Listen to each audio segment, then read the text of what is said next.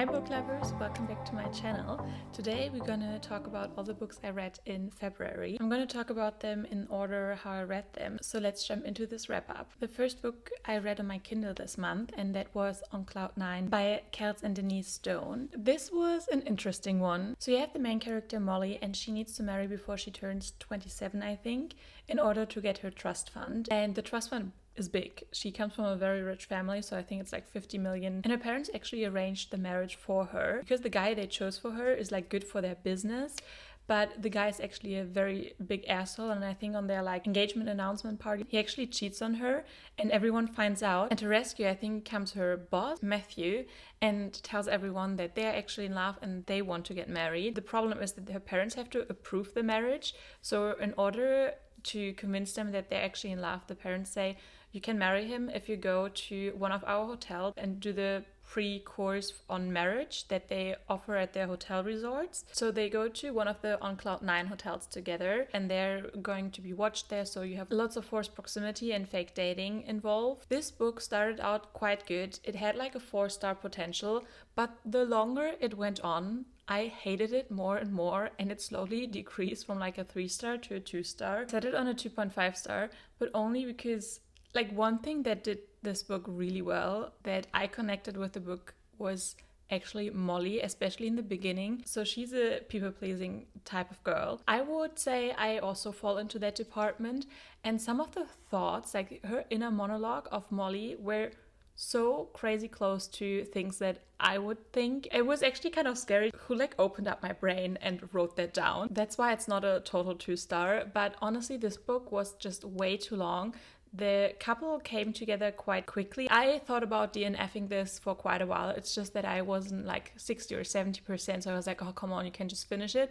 But really, this book could have been way more better if it were shorter. And you can read it as a standalone. You do see glimpses of the other couples, and if you want to read the other books, then, you know, it might be better experience if you read them all. I don't really have a desire to go back into the other books since I didn't really enjoy that one. The book was also really steamy and spicy, and usually I do love that, and I liked it in the beginning, but like the rest, the more it went on, also the spice got kind of boring.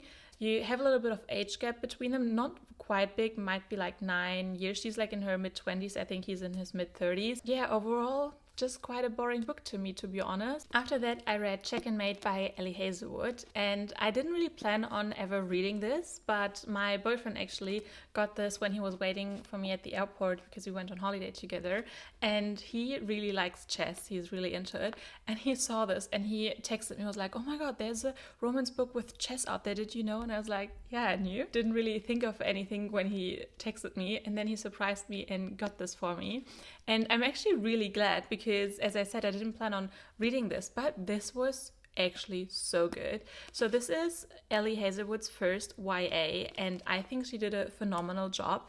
I usually don't really gravitate towards YA, but this was so good. And I'm not even really big into chess, but I think Ellie Hazelwood made chess sexy in this one, and I got really involved, and it was so fun because I could like talk about a few terms with my boyfriend, and I even played chess afterwards with him. So, you know, it was definitely a win-win situation for both of us. In this book, you have Mallory, who was really, really good at chess, but after something happened, she was done with chess. Her best friend, though, gets her to play at this charity event, and there she plays against the current world champion, Nolan, and he is unbeatable, but she does the unexpected and beats him. I think she might be 18 and he might be 20, something like that. And even after her win, she of course goes viral, but she doesn't really have the desire to go on with chess, but she gets the opportunity afterwards to actually make money. And her one thing is that she has to take care of her family. Her mom is sick and she is the oldest sister. She decided not to go to college, to get a job and get money for her family. And she has to decide here whether she will do the one thing that she said she would never do and go play chess in order to get money. And of course, during her journey, she also meets Nolan again. And I will say that the romance in here was spectacular. I loved the romance, but it is not the main plot, I would say. It is much more about Mallory's story. That is often the case with YA. I just want to tell you guys that I love the romance, but it's not the biggest plot story here. However, I loved Nolan and her so much. I loved Mallory's story so much. I think this was really, really incredible. I think I gave this a 4 or 4.5 star because I did want more of the romance since I loved it so much. But overall, this was a really good book. I highly recommend this, and I think it's safe to say that Ellie Hazelwood might be one of my favorite authors. After that, I read When in Rome, and I expected to absolutely hate this book because the other books I read by Sarah Adams, I hated with a passion. And I'm so surprised to say that this is not a 1 star.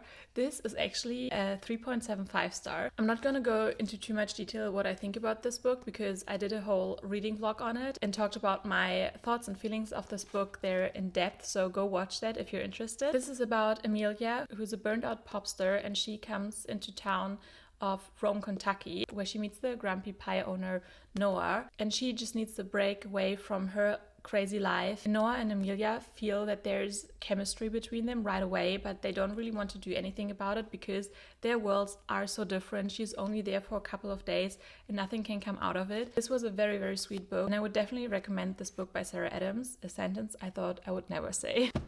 The other book I read in that reading vlog was Better Than the Movies by Lynn Painter, and I did have better hopes for this one, but I must say I was quite disappointed by this book. I gave this one a 3 star, so not the worst book I read. I would recommend it. It's just that especially the main character annoyed me so much. I hated how she lied to everyone in her life, especially her best friend. I think the story and the plot was nothing new. I feel like this book tried to do a lot of things that a lot of rom-com movies do. At least for me, I think certain things work better on screen when you visualize them. I think especially the whole transformation when someone like changes their appearance and all of a sudden is a new, hotter person. I do love that in a rom-com movie, but I feel like in a book it kind of defeats the point because I didn't like how everyone commented on how she looked and that she should change, and I just didn't really like the topic. And in this book, it just didn't really give me the same joy it would do in a movie where you actually see the transformation and don't think too hard on, oh my god, should she actually change her appearance, you know? So in this book, you have Liz, who has a crush on Michael, who just moved back into town, and she wants to go to prom with him. In order to like talk to him and date him, she needs the help of her neighbor who is kind of her rival, and they team up, but by spending a lot more time together they actually get to know each other a lot better. And her neighbor Wes was really, really nice. Like, I loved him the most in this book. I think he was incredible. I just didn't really connect with this book. If you want any more of my thoughts on this book, then go watch the reading vlog. Then we also had a few new releases this month, and one of them was Bride by Ellie Hazelwood. And this one, I'm kind of scared to tell you guys my rating.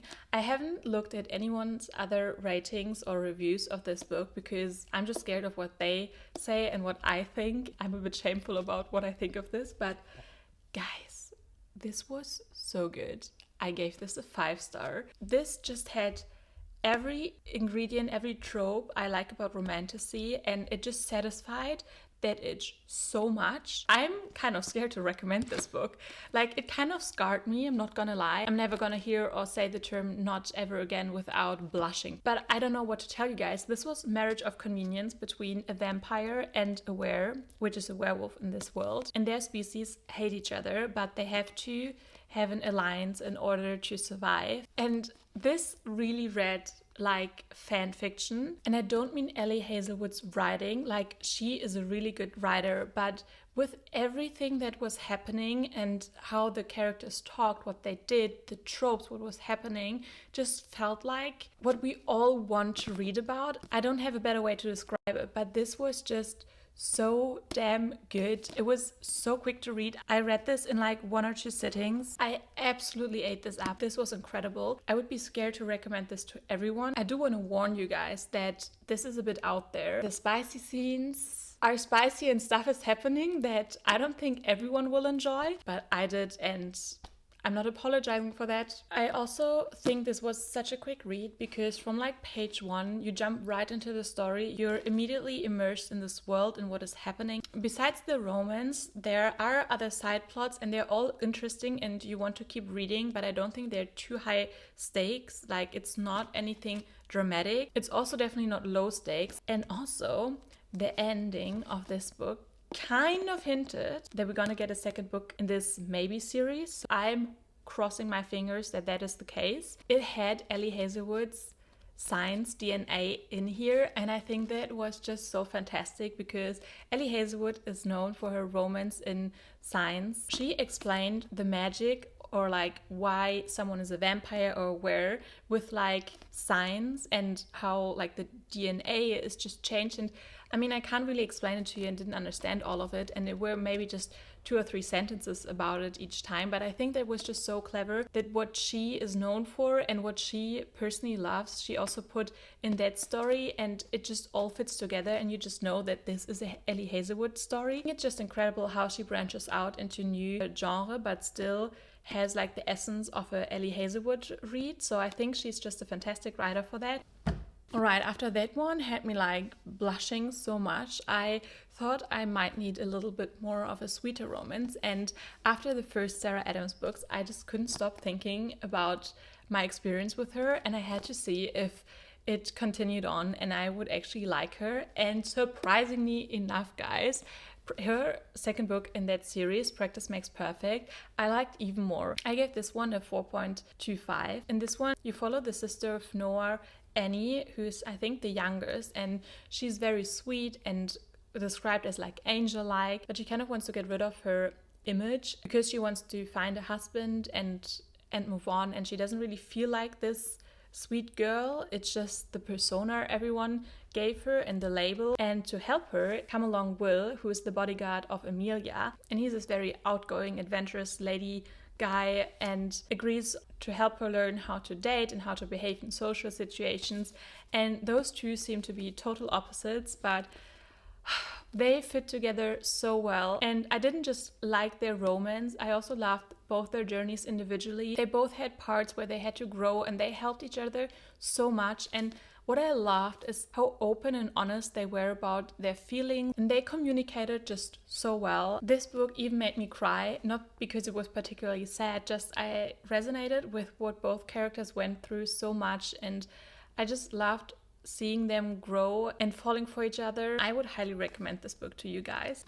Another new release we had this month was Tessa Bailey's new book, Fangirl Down. Tessa Bailey is just someone I find very easy to read. I really like her humor. I love her spicy scenes. This is about a golfer who lost his winning streak, but also the love for the sport itself. And he only has one fan left, and that is Josephine. And she is determined to help him get back on his feet. And I was very worried about their dynamic and relationship because I'm not a fangirl myself, and I thought that would be kind of weird, but it wasn't so much about their relationship as fan and star. It turned out to be like more of a relationship where she would become his caddy at the golf course. And I think Tessa Bailey actually made a good job of turning it around, that the guy actually got more obsessed with her. I love to read about golf. It's not really a sport I follow too much, but I've also never read about it. What I sometimes don't like in Tessa Bailey's book is that everything happens so quickly, and I feel like it almost kind of has the taste of insta-love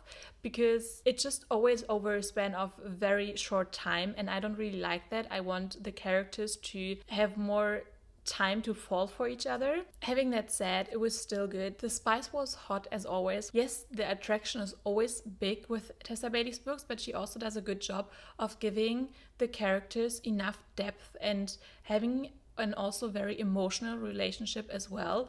It's just that this time I felt like something was missing, or it just went too quickly for me. And I think also the conflict, I felt like there were easier solutions to it, and it was a bit over dramatic how they acted. And overall, I enjoyed this book. I gave this one a 3.75. And I'm also looking forward in the second one in this little standalone series. And then the last book I read throughout the month was Feel Good Productivity by Ali Abdaal. And Ali Abdaal is actually a big YouTuber, and I watched his Skillshare class, and that really motivated me to finally do this book channel. So of course, being a book channel, I wanted to feature his book, but not just that. I've been following him for so many years. I was very interested in his book because he always interviews and talks to so many other people who are very inspiring, and he put all of that in here. And honestly, the title tells you everything. Feel Good Productivity. Because what Ellie does really well, I think, is that with like everything that comes to like motivating yourself and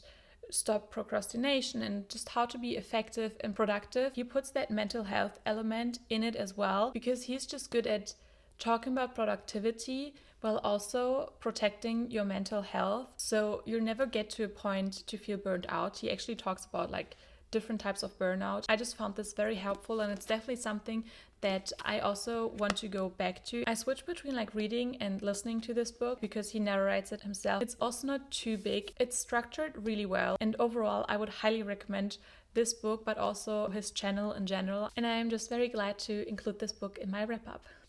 Alright, this was my monthly wrap up for February. I hope you enjoyed it. Go give it a like and subscribe for more bookish content, and I'll see you guys in my next video. Bye!